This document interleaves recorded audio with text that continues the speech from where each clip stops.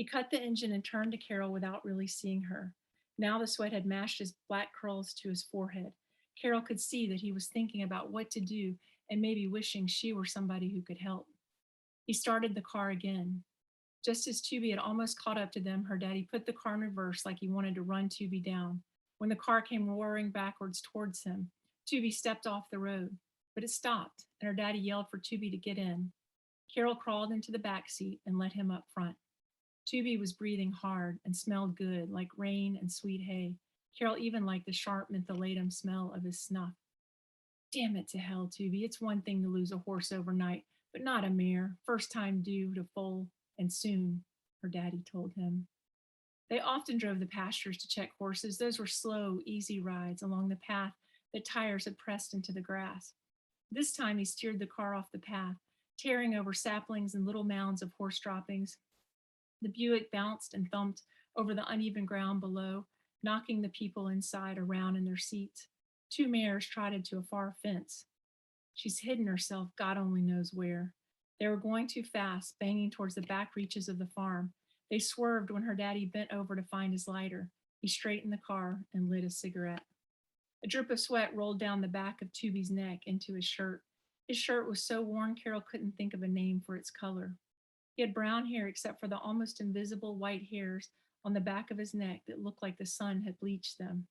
His head moved back and forth, searching out the front window and then the side window, but never looking out her daddy's side of the car. Tubi stammered about how he just knew the mare would come walking up any time. The car dipped and jolted through the bottom of a dry creek bed. Stones flew up, dinging the sides.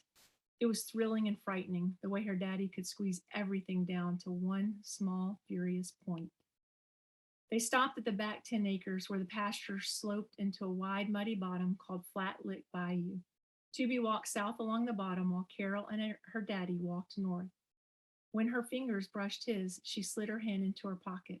She hadn't held his hand in a year, maybe more. She couldn't remember. It was like trying to remember the last time you sucked your thumb or cried over spilling your ice cream. Some things just passed without any notice at all. When they walked by a thorny bramble, three small birds shot out of the bushes and flew up to the sky. And then they saw it, an unexpected curve of soft brown in the wet bog below. They crossed through some overgrowth on the edge of the bayou to get closer to the mare. She was laid out on the lone dry patch of earth along the other side of the water. Her belly rose and fell in a slow rhythm, and her eyes blinked lazily. Finding Betty Jack like this, alive but not moving, sent a shiver up Carol's back. Damn it to hell, damn it to goddamn hell, her daddy said, stopping at the edge of the water. The water was still and the same dull red brown as the mud. They were overdue for a rain. He looked for a place to cross and told Carol to get Tubi and the medicine bag. Tell him it's a broken leg. Tubi was already coming towards them. Carol hollered that they'd found Betty Jack and began to run toward her. And he began to run toward her, slow and gangly. As they passed, she pointed back down the bayou and told him about Betty Jack's leg. At the car, she tried to catch her breath, but the sharp smell of hot mustard greens burned her nose. She took the medicine bag and tried to run with it, but it was too heavy. When she made it back to Tubi and her daddy and poor Betty Jack, Carol stepped through the underbrush to get to the water, ignoring the scrape of thorny vines across her legs. Tubi stepped out to a stranded log in the middle of the bayou to take the medicine bag from her. Her foot slipped into the mud, and she had to lift it out slowly. Is she okay? She asked Tubi.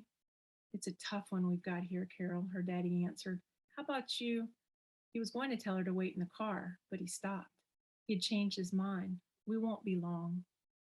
The summer Carol had turned 8, her daddy had called her to the back porch to see Penny birth her first litter of puppies. The 2 puppies that had already come out looked like rolled up socks with white and copper splotches.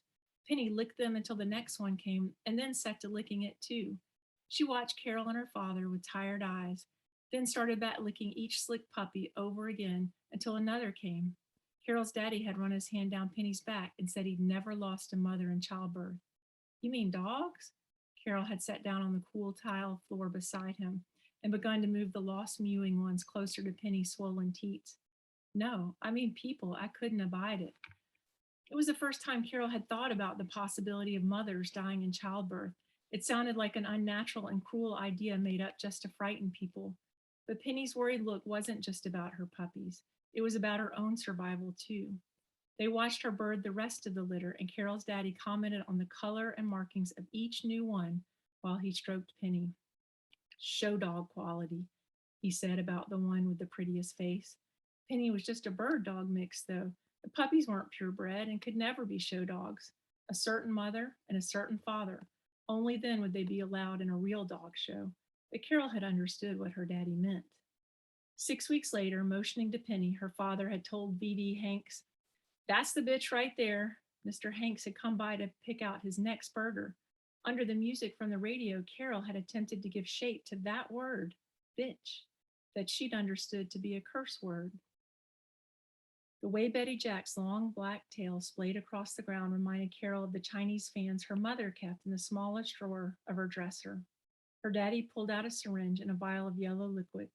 "I have enough of this to knock her out," he told Tubby, "and then we'll cut the foal out." Tubby looked at him. "Well, what the hell else can we do? We've got to get it out while it still has a heartbeat." A pair of dragonflies buzzed near Carol and landed on a fat stick nearby.